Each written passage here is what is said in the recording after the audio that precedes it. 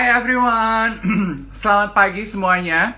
Selamat datang di Brunch with Dave live Instagram bersama saya Dave Hendrik, menemani teman-teman semua di rumah brunch masing-masing. Kembali saya akan ngajak kita sama-sama untuk ngobrol, menyimak kisah inspiratif dari tamu-tamu Brunch with Dave. Nah, istimewa karena Brunch with Dave pagi hari ini saya baru saja menerima kiriman menu brunch dari Sugar and Spice Restaurant yang ada di Intercontinental Pondok Indah Jakarta tuh ya.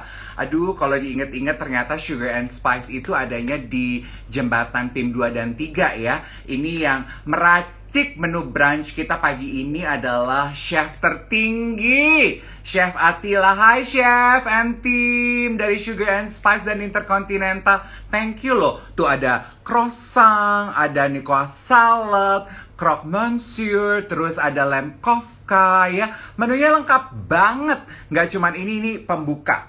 Terus ada hidangan utamanya ya. Oh my.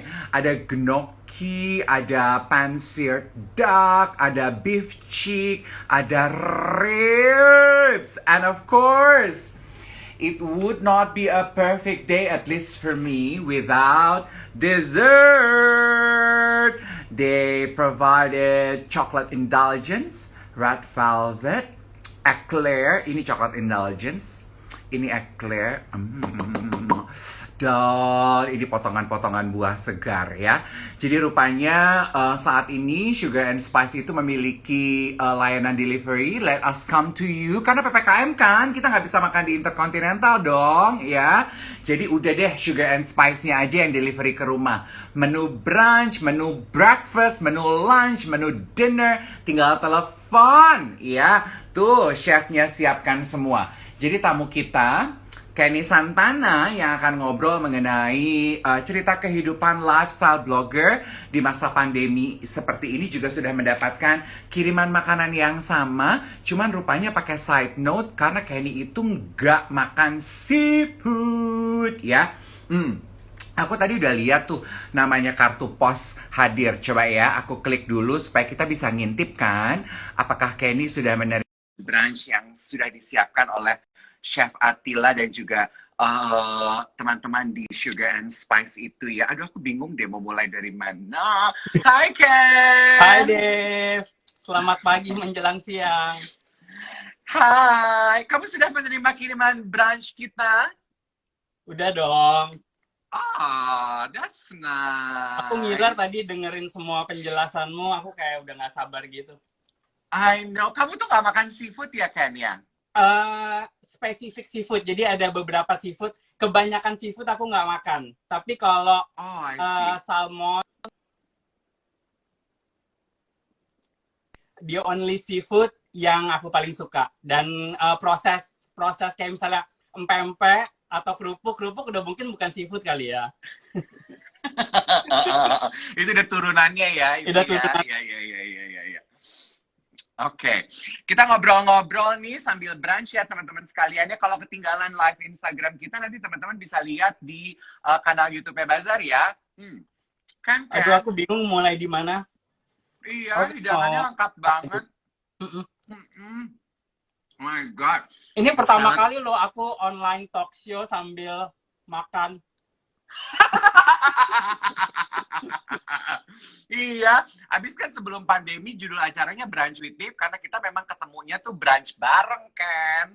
Iya, aku suka nonton kok dari awal masih di brunch di offline sampai online. Aku sering banget nonton. Makanya pas diajak ini kayak yang beneran ini. Oh, thank you. Ken, boleh cerita nggak sih gimana kehidupan kamu saat ini sebagai seorang lifestyle blogger di masa pandemi seperti ini? Kan pasti traveling juga sedikit menantang ya Ken ya? Jadi, aduh, sejak pandemi kan kayak benar-benar mulai, at least di Indonesia ya, yang benar-benar kita kayak udah nggak travel lagi atau itu tuh sejak Maret 2020 kan. Itu kayak benar-benar aku sebagai lifestyle blogger atau travel influencer lah, dan aku juga travel planner. Aku suka bikin trip.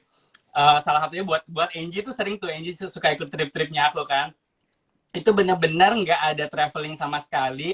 Jadi traveling terakhirku itu Maret, maksudnya traveling yang buat pekerjaan itu terakhir tuh Maret 2020, terus semua trip-trip yang aku buat langsung cancel, ngurus refund, sampai sekarang aja masih ada refund tahun lalu yang masih aku urus gitu loh. Jadi kayak bener-bener kayak pandemi itu mengubah hidup banyak orang, dan travel itu salah satu industri yang paling kena impact-nya gitu loh. Jadi kayak it's amazing kalau misalnya sampai saat ini setahun setengah itu masih banyak orang yang survive gitu. Maksudnya aku bersyukur banget gitu loh, masih bisa survive dengan banyak hal yang bisa aku lakukan. Oke.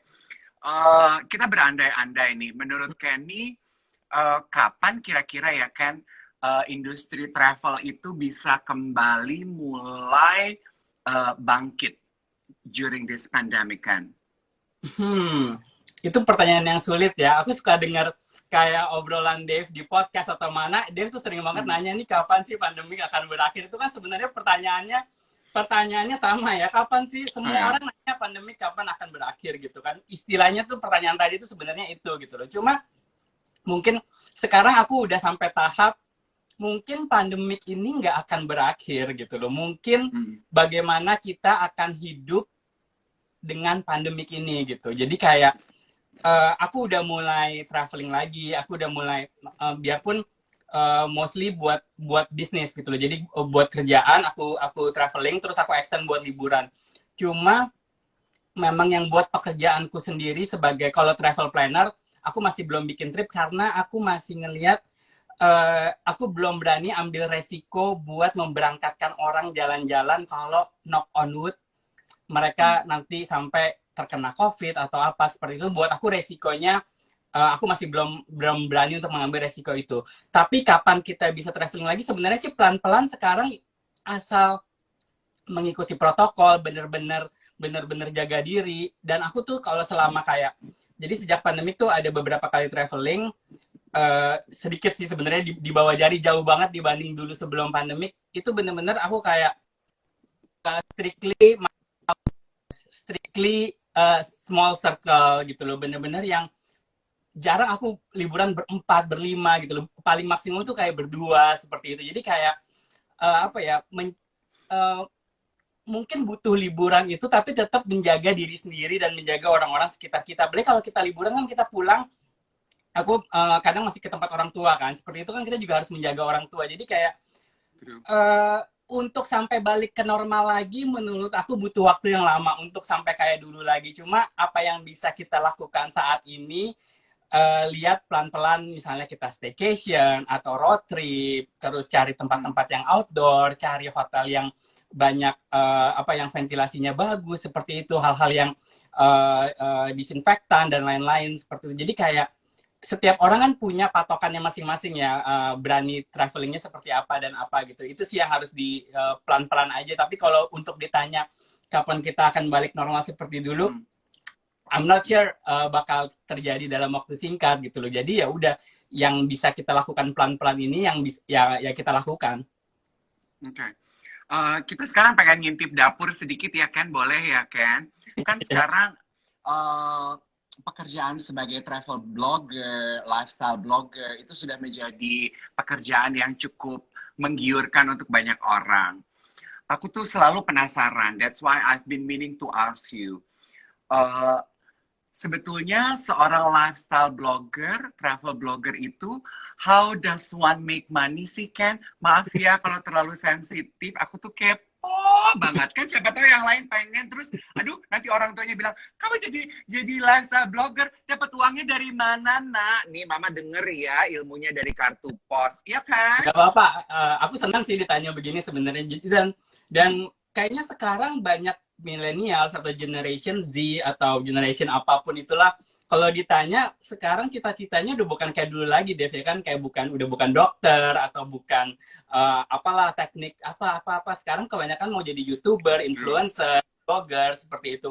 Mungkin karena kelihatannya enak. Nah, aku make money kalau misalnya sebagai blogger atau influencer, biasanya brand-brand travel atau lifestyle seperti hotel, seperti airline, seperti banyak sih sekarang kayak misalnya, karena travel tuh udah merambah kemanapun kan, apalagi Maksudnya food, even apa fashion, semua kan semua orang menggunakan Instagram kayak buat posting foto travel kan. Jadinya semua brand-brand ini menggunakan lifestyle influencer atau blogger atau apapun itu untuk mengiklankan produk-produk mereka seperti itu gitu. Jadi kayak istilahnya kita jadi medianya gitu loh. Kalau misalnya dulu hanya terbatas di media cetak atau media elektronik, sekarang kita sebagai influencer atau blogger, kita bisa mengiklankan brand-brand tersebut. Itu sih kalau misalnya sebagai blogger atau influencer ya. Kalau misalnya sebagai travel planner, ya aku dengan membuat trip-trip itu, aku ada komisinya, aku ada pendapatan dari situ. Jadi kalau buat aku itu dua pemasukannya gitu loh. Cuma kalau misalnya spesifik ke blogger,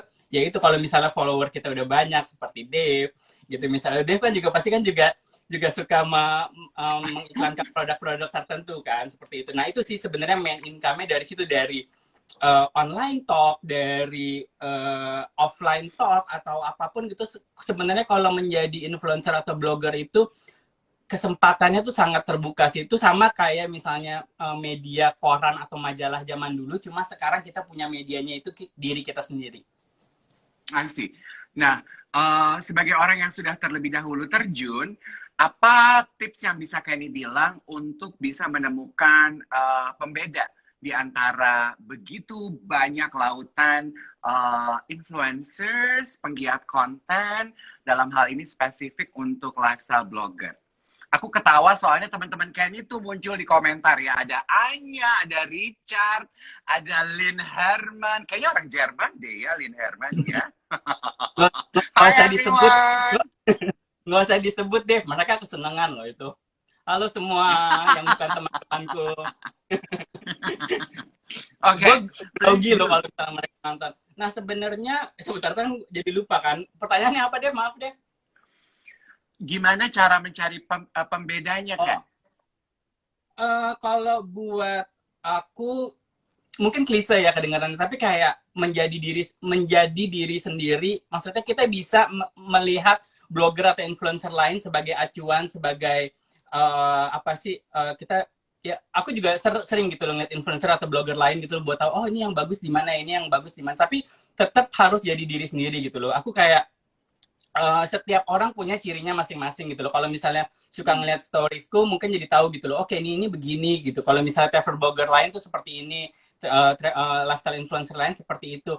Dan yang paling penting buat aku kalau di sini ada keinginan buat sharing, hobi sharing gitu loh. Buat aku tuh penting tips.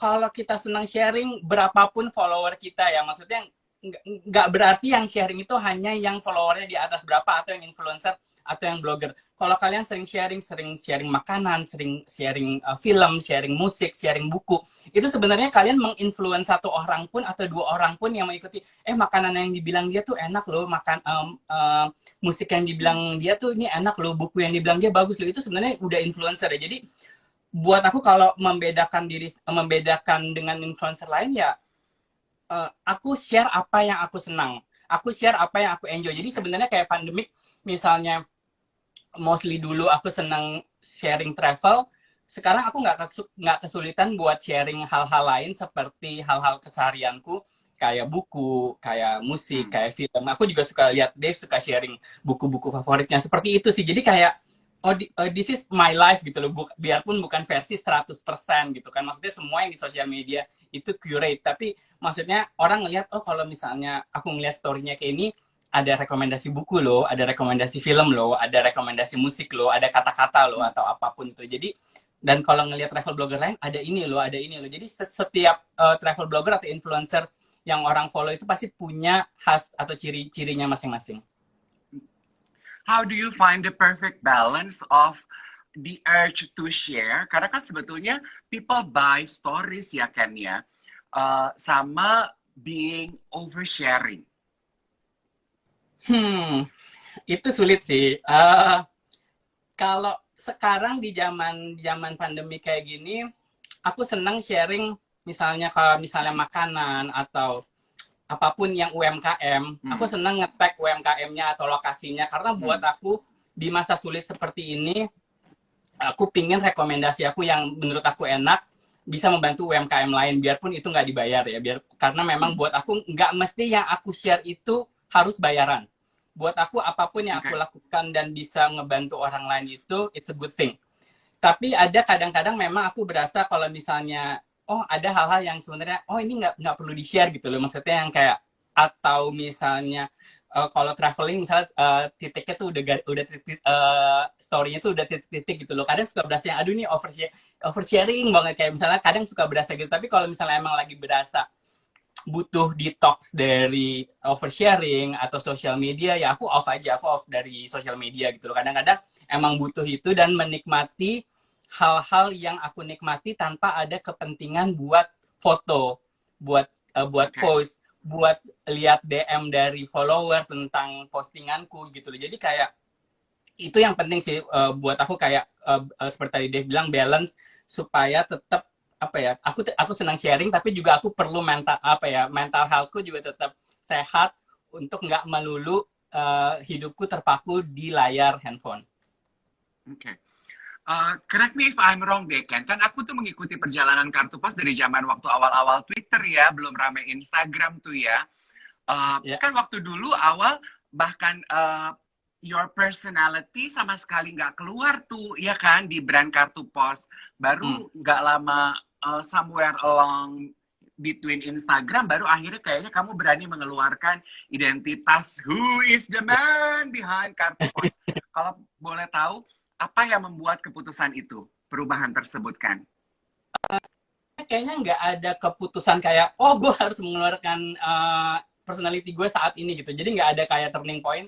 Cuma kayaknya mengubah, dan yang membuat aku deket dengan follower dan personality mungkin mulai keluar dan lain-lain, dan mulai berani ngobrol dan lain-lain seperti itu, kayaknya pas ada stories gitu. Jadi kayak stories itu kayak ngebantu aku dekat dengan follower, dengan cerita kayak 15 detik, terus kayak kita kayak nggak peduli gitu, 15 detik stories terus 24 jam hilang gitu kan. Jadi kayak mau stories apapun kayak ya nggak apa-apa gitu loh. Jadi terus udah gitu gitu. Ya udahlah ya, nanti juga hilang sendiri gitu kan. Terus juga mungkin dulu kalau aku stories, awal-awal stories juga aku masih yang kayak semua kamera itu selalu menghadap ke depan ya menghadap ke depan.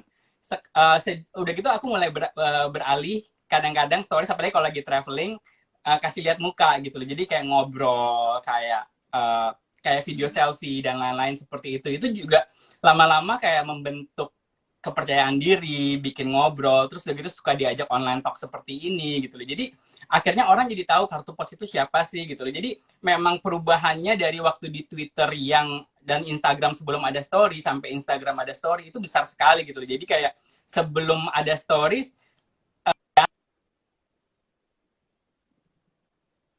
aku manggil ngajak foto atau apa tuh jarang, which is fine juga gitu. Cuma beda banget pas udah ada stories dan udah sering wajahku muncul yang ngajak foto, ngajak ngobrol, ngajak apapun gitu loh, yang ngajak online talk seperti ini jadi lebih banyak gitu loh. Jadi mungkin ya it's one of the good things sih, jadinya orang tahu gitu loh, Kartu Pos ini kayak apa sih gitu loh, biarpun versi curatednya ya.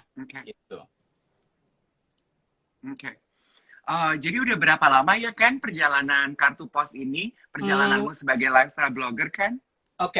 Kartu Pos itu aku bikin 2012 awalnya di Twitter, terus udah gitu 2013 aku resign, terus ini ya komentar. 2013 aku resign dari pekerjaan full timeku. Dulu aku kerja di bioskop 7 tahun, itu kerjaan paling lama full time.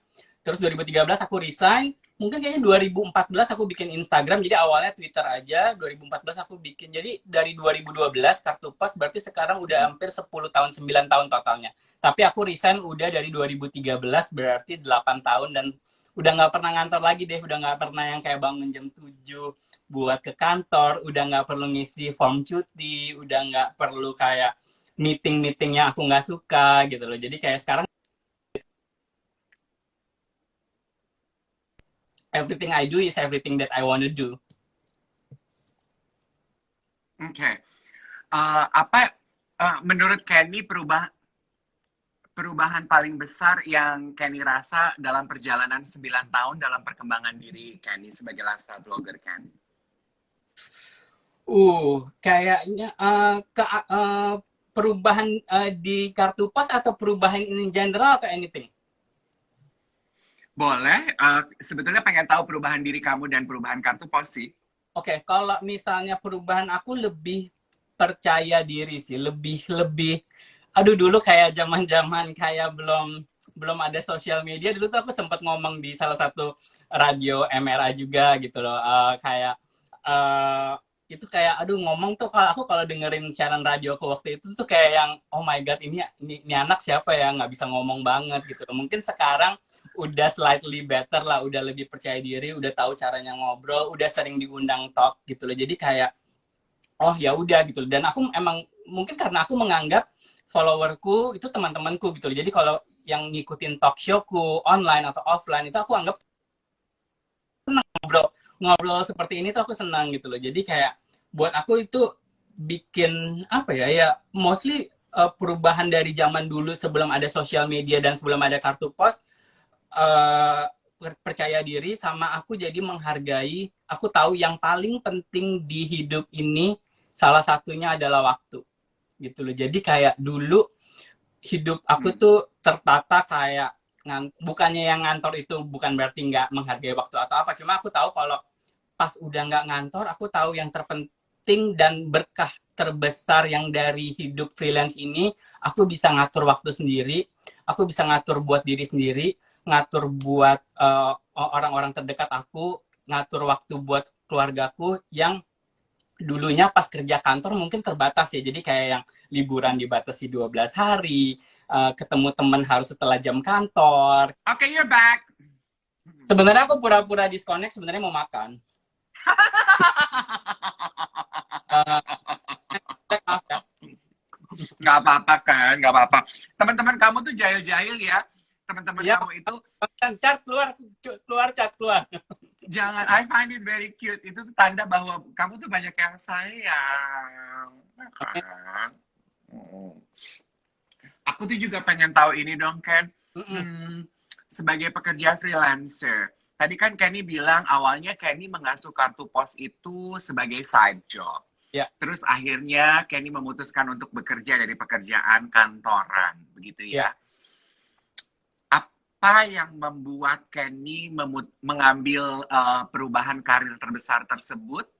Dan apa yang berubah dari drive lo membesarkan kartu pos begitu? Okay, this is what I'm going to do.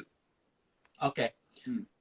Pada waktu itu kayaknya memang salah satu alasannya di kantor sebelumnya memang udah ada peralihan manajemen. Jadi kayak bikin diri juga udah mulai oh ini udah manajemennya udah berbeda nih. Tapi kayaknya yang bikin mengambil keputusan itu adalah kayak udah banyak tawaran-tawaran kayak trip keluar atau offline talk atau misalnya tawaran kayak endorse barang tapi terus harus datang ke tempatnya atau ke eventnya seperti itu yang jam-jam kerja deh. Jadi kayak yang udah nggak mungkin mengambil jatah-jatah cuti lagi dari untuk melakukan kartu pos gitu. Dulu kan mikirnya kayak dulu kan cuma ada Twitter ya, benar-benar kartu pos cuma ada Twitter.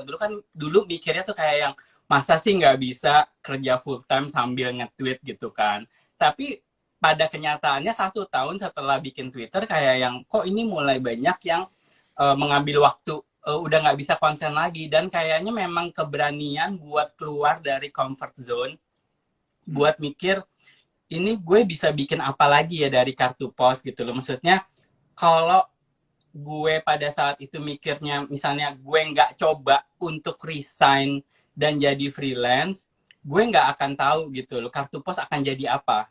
Gue akan begitu terus aja pada saat itu gitu loh, bakal tetap terus kerja full time dan tetap nge-tweet aja atau main sosial media sebagai part time job. Dan waktu itu kan keputusan pada saat itu kan zaman itu kan influencer belum sebanyak sekarang, jadi nggak berpikir influencer itu make money gitu loh, nggak berpikir kalau itu suatu pekerjaan yang diidamkan. Cuma emang buat aku pemikiran terbesar adalah berani keluar dari comfort zone, berani mencoba sesuatu yang baru. Terus mikirnya kalau sampai resign terus jadi freelance terus melarat nggak bisa nggak bisa make money dari kerjaan freelance, ya aku akan nyari kerjaan full time lagi gitu loh. Maksudnya at least aku coba dan aku tahu apa yang bisa aku lakukan. Kalau misalnya nggak berhasil, it's okay. At least I tried. Tapi daripada aku seumur hidup mikir What if? ya kan. Jadinya yang penting take the jump.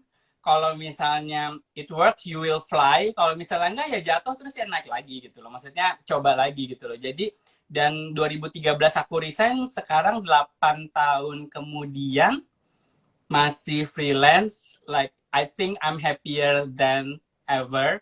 Ya udah. Ever.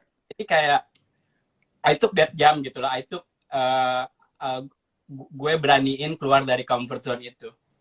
Oke.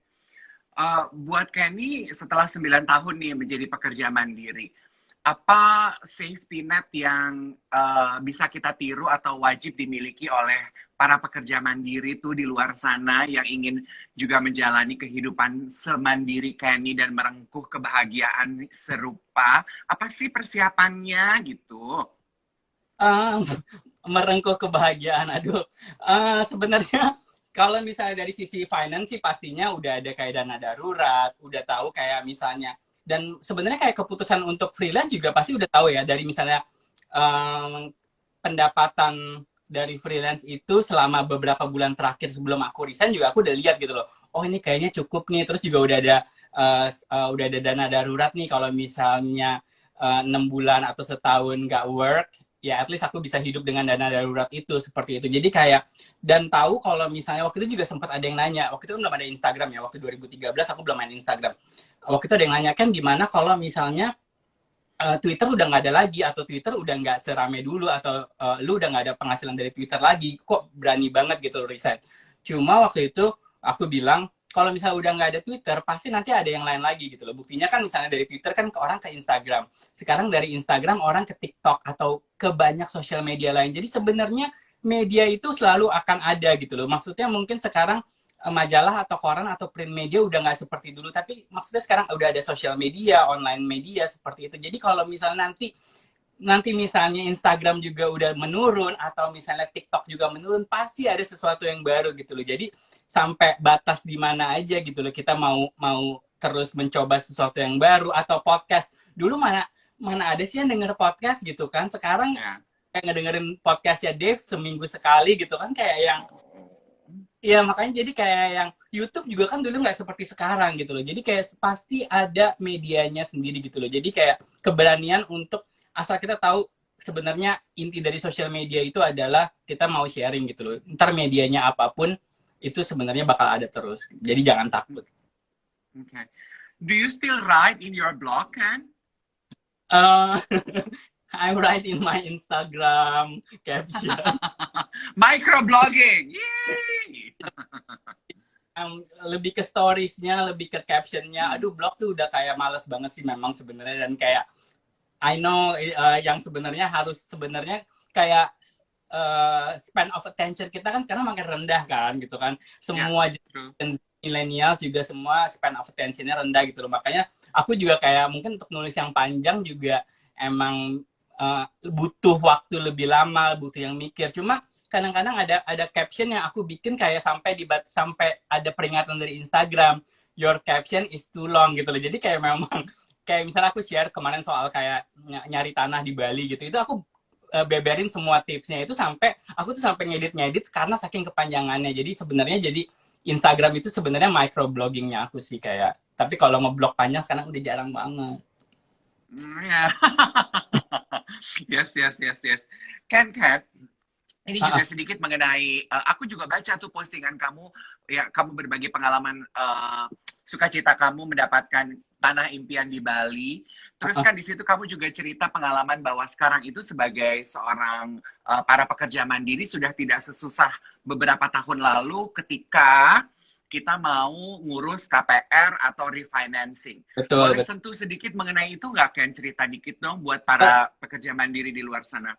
Boleh. Karena sebenarnya jadi pekerja mandiri itu sebenarnya banyak tantangannya loh. Jadi kayak misalnya kalau banyak ngomongin senangnya, nggak perlu cuti, nggak perlu bangun pagi, tapi tantangannya tuh banyak gitu loh sebenarnya. Apply kartu kredit aja kayak masih sulit gitu loh. Tapi kalau buat tanah ini yang aku temukan, ternyata kalau misalnya kita pekerja mandiri, tapi kita misalnya ada bukti bayar pajak, atau misalnya aku kan ada online shop juga gitu kan. Sekarang aku mostly kerjaanku tuh kayak jual-jual barang lewat marketplace seperti itu. Ternyata dari marketplace itu, dan aku beralih gitu. Tadinya jualannya hanya dari Instagram, tapi aku pindahin ke marketplace.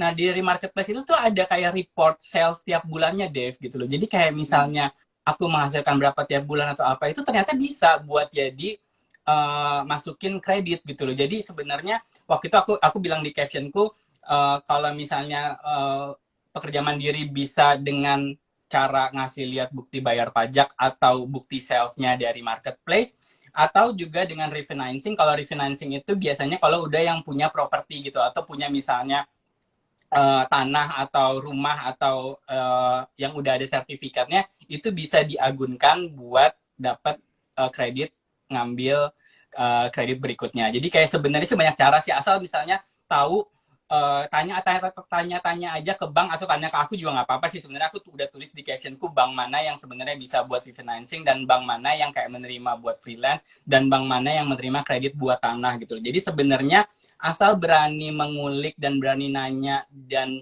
belajar tahu gitu loh, oh ini sebenarnya bisa loh, oh ini sebenarnya bisa loh. Jadi kayak jangan takut jadi pekerja mandiri gitu loh. Maksudnya aku nggak menganjurkan semua orang jadi pekerja mandiri, tapi susah-susahnya pekerja mandiri itu worth it banget gitu loh, dengan segala kelebihannya.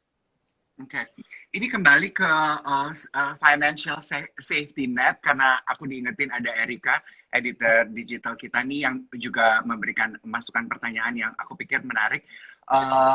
Sekarang tuh kan pilihan bisnis tuh banyak sekali ya, Ken. Kalau dari pengalaman Kenny, apa financial safety net bisnis yang Kenny jadikan pegangan? Oke, aku juga ada, misalnya memang beruntung ada properti-properti yang aku jadikan, aku sewakan gitu loh. Jadi kayak itu buat aku investasi gitu loh. Jadi dari awal, pertama yang paling penting tuh properti pertama ya buat aku, properti pertama buat tinggal, buat diri sendiri dulu gitu. Jadi kayak buat diri sendiri. Nah pas udah ya itu pun nyicil gitu, itu kredit. Tapi biasanya nih kalau udah, memang aku senang ya, kayak senang dunia hospitality gitu loh. Mungkin karena sebagai tamu hotel, tamu BNB dan lain-lain, akhirnya juga aku mikir, oh ini ada dananya nih. Dulu tuh aku susah nabung deh, kayak yang apa aja tuh kayak abis buat jalan-jalan, buat ngopi, buat apa gitu loh. Cuma kayaknya sejak properti pertama itu disadarin kayak, oh ternyata kalau misalnya duitnya kita simpen, itu tuh bisa sampai bisa beli apartemen loh, bisa beli rumah loh, bisa beli tanah loh, dan tetap bisa menikmati hidup. Aku tetap bisa ngopi, tetap bisa traveling, cuma mungkin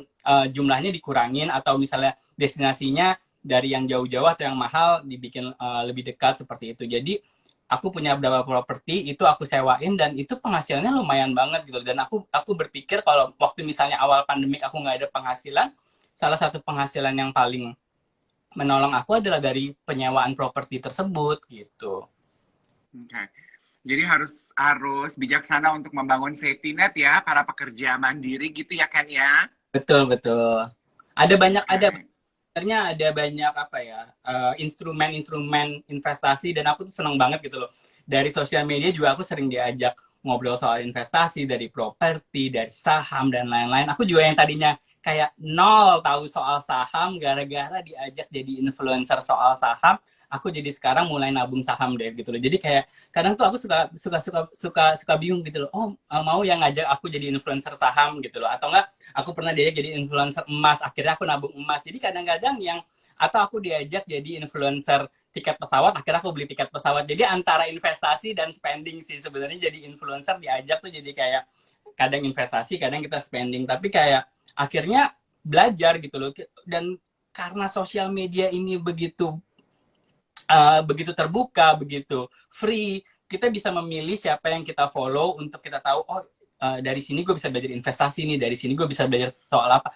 Kayak hal-hal kecil, kayak misalnya aku diajak jadi influencer mobil elektrik, yang tadinya nggak kepikiran, kok bisa ya, gue nggak drive, Dave, gue nggak nyetir gitu. Tapi ya produsen itu mau ngajak gue buat menginfluence follower gue, buat tahu pentingnya mobil elektrik itu, buat gue itu kebanggaan sendiri gitu loh. Buat gue itu tantangan gitu loh.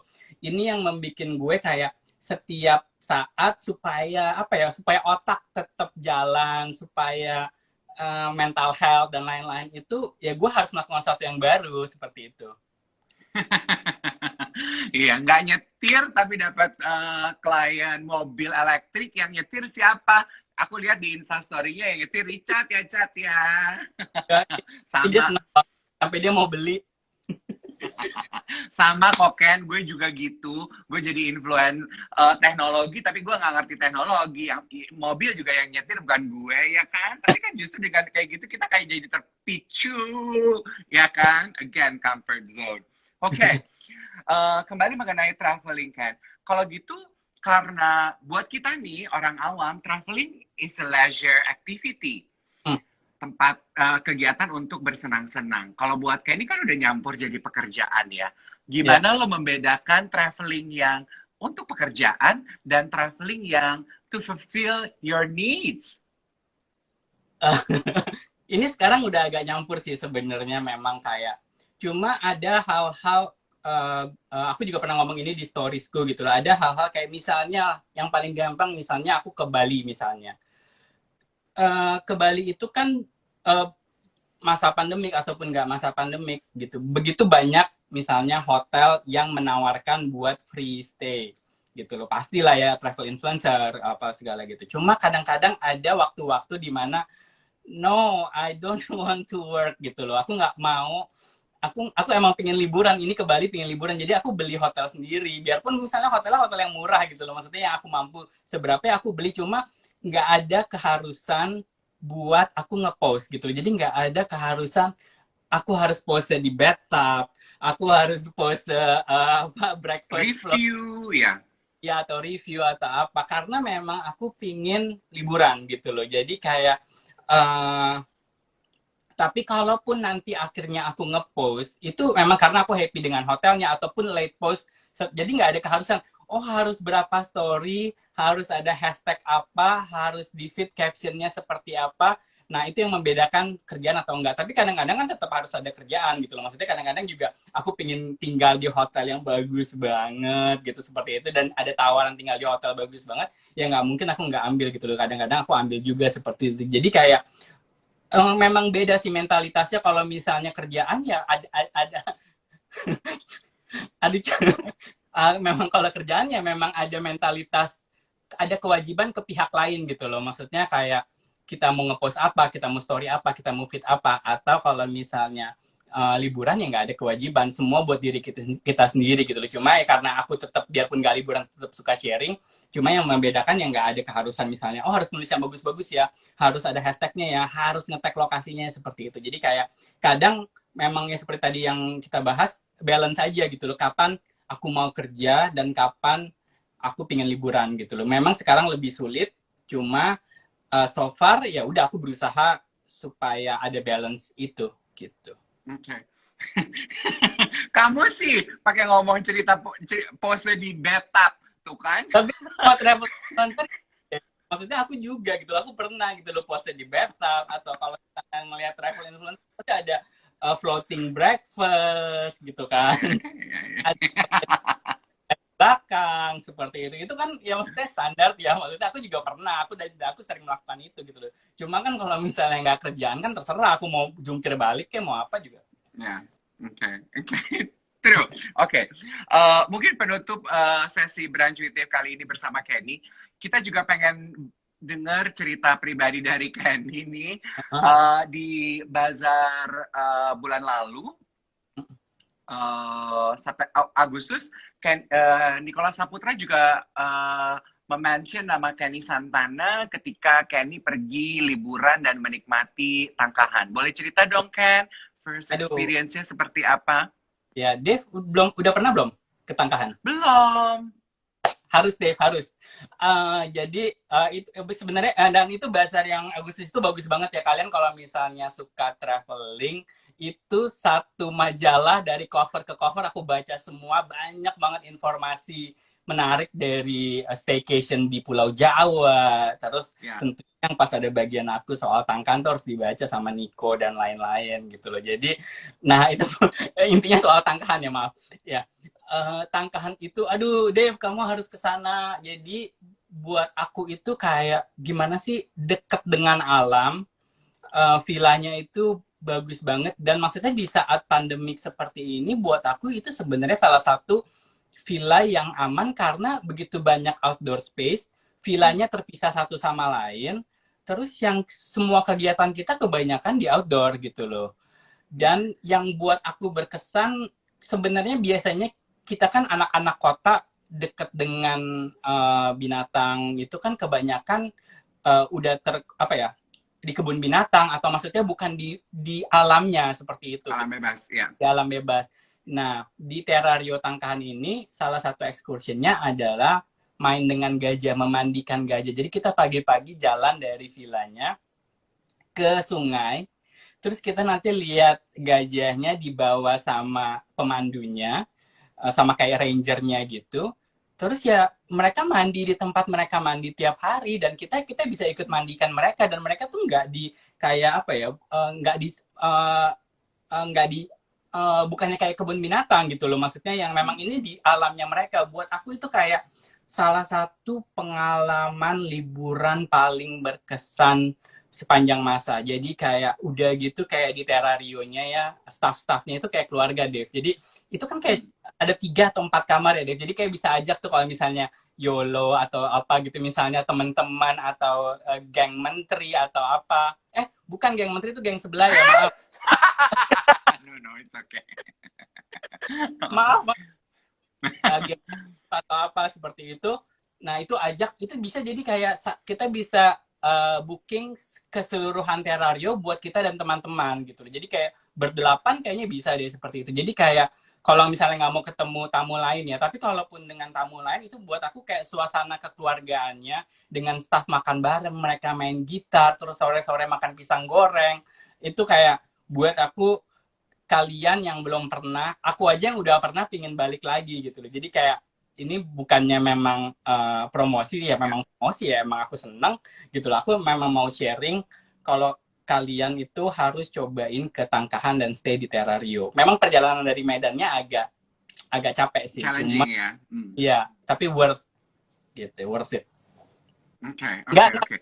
Kok nggak masak ya, itu asinan Margonda. Ya. Berharap kalau kalian nginep di Terrario terus ketemu Nico ya. Jadi kayak banyak orang yang suka karena yang punya Nico kayak berharap di Terrario itu pasti ketemu Nico. Enggak gitu. Mungkin ketemu gue, tapi kalau ketemu Nico enggak. Kayaknya kalau misalnya dia stay di sana ditutup buat umum. Tuh beda ya. Yang pasti sih ketemu gajah ya kalau ke sana ya. Kalau ketemu Nico nggak janji ya teman-teman ya. Oke. Nah, rupanya banyak juga yang menyaksikan yang suka membaca, dan teman-teman yang nonton Brunch with Dave kali ini juga tahu bahwa Kenny juga sering membagikan rekomendasi buku bacaan. Sebagai penutup episode Brunch with Dave sama Kenny, boleh dong Ken, satu buku yang menurut Kenny layak dibaca menemani masa-masa PPKM kita di rumah. Karena kan traveling belum bisa nih ya. Rekomendasi dari kartu pos, bacaan apa sih yang bisa menemani kita di rumah PPKM? Oke. Buat aku salah satu buku yang paling berkesan selama pandemik yang aku baca, dan kalian harus baca, dan Dave harus baca, judulnya Maybe You Need to Talk to Someone. Itu bagus banget, jadi cerita nyata kayak memoir gitu, tapi dibikinnya tuh nggak kayak biografi gimana, kayak menarik. Jadi cerita psikiater yang dia sendiri juga ke psikiater gitu loh. Jadi dia cerita soal kalau psikiater itu juga butuh lo ngomong ke orang gitu loh, dan dia cerita soal passionnya, dia cerita soal sesi-sesi ke psikiaternya. Itu bagus banget, lucu, sedih, membuka pikiran. Buat aku kayak itu ada di highlights aku di IG storyku, terus juga buat aku, dan banyak banget rekomendasi buku. Buat aku pandemik ini bikin aku baca buku lagi lebih banyak deh. Jadi kayak yang kalau mau rekomendasi buku lebih banyak ada di highlight storyku. Ada banyak hack-hack gimana cara beli buku lebih murah, cara ya banyak lah, minjem dari library dan lain-lain, itu ada semua di storyku. Jadi kalau kalian mau rekomendasi selain Maybe You Need to Talk to Someone yang harus kalian baca, itu cek di highlight storyku. Okay. Kenny, thank you so much Thank you, for Dave. giving the time to us. Thank you banget, Dave. Aku tuh senang banget loh, kayak gila, kayak hampir setiap minggu aku dengerin Dave, nontonin Dave, terus sampai di WhatsApp diajak ini tuh kayak yang dapat durian runtuh nggak sih? Kamu. Oh. Walaupun janjiannya brunch, tapi dari tadi kita nggak makan-makan, tapi sibuk ngoceh ya, Ken Ya, ya. habis ini aku akan makan semua. Makasih Intercontinental. Ini aku udah ngiler banget. Tadi sebenarnya tuh yang pas disconnect sebentar tuh sebenarnya pengen disconnect lebih lama biar makan semua. Cuma sih Sama-sama, sama-sama. udah manggil-manggil terus, ya udahlah ya. Abis ini kita lanjutkan sendiri-sendiri makanannya ya. Ya, Kenny, sehat-sehat selalu ya, Ken. iya sama-sama Dave. Thank you udah ngundang. Thank you Bazar. Thank you Intercontinental. Sampai ketemu ya Dave. Selamat menikmati brunch-nya teman-teman sekalian. Have a beautiful weekend everyone. Ya, Thank you for semua. watching. Bye.